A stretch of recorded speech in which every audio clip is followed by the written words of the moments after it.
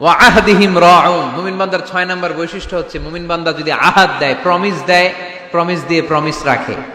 কথা দিয়ে কথা রাখে, কথা ভাঙে না। আমরা কথা দেই কিন্তু কথা রাখি না, এরকম আছে না নাই? না, মুমিনদের কথা তো কথা, কথা দিলে আপনার কথা রাখতেই হবে। এজন্য আল্লাহ কোরআনে বললেন ওয়া আউফু বিল আহদি ইন্নাল আহদা কানা মাসউলা।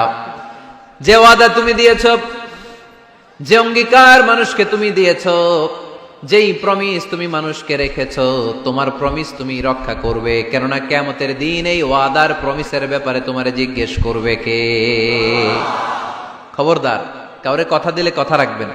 বন্ধুকে কথা দিলে কথা রাখুন, সন্তানকে কথা দিলে কথা রাখুন, স্ত্রীকে কথা দিলে কথা রাখুন। কিন্তু এই দেশে কেউ কথা রাখে না, তাই না? এজন্য কথা রাখার প্র্যাকটিস যেন আমরা করি। সাইয়েদনা ইসমাঈল আলাইহিস সালাম উনি কোনদিন ওয়াদা দিয়ে ওয়াদা ভঙ্গ করে?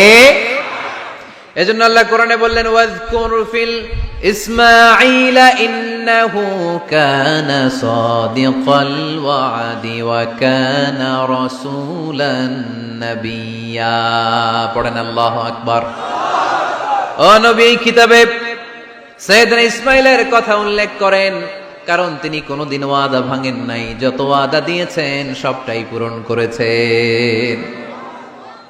ইসমাঈল আলাইহিস সালাম এর এক ব্যক্তির সাথে ওয়াদা দিলেন যে আগামীকাল বিকেলে আসরের সালাতের পরে এই গাছের নিচে আমরা দুজন মিট করব, ওয়াদা।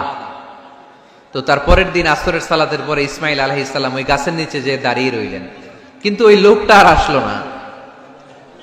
সাইয়েদনা ইসমাঈল আলাইহিস সালাম ভাবলেন হয়তো ভুলে গিয়েছে, আজকে আসে নাই, কালকে আসবে। ইসমাঈল আলাইহিস সালাম তার পরের দিনও আসরের পরে ওই গাছের নিচে যে হাজির, কিন্তু লোকটা আসেনি। ইসমাঈল আলাইহিস সালাম ভাবলেন আজও হয়তো ভুলে গিয়েছে।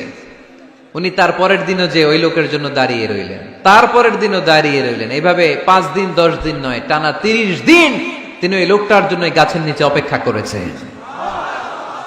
আহদিহিম রাউন, ওয়াদা দিলে আমার ওয়াদা রাখতে হবে, কারণ মুমিনের কথার দাম আছে না নাই? এজন্য মুমিনের 5 নাম্বার গুণ আমানতদার হবে।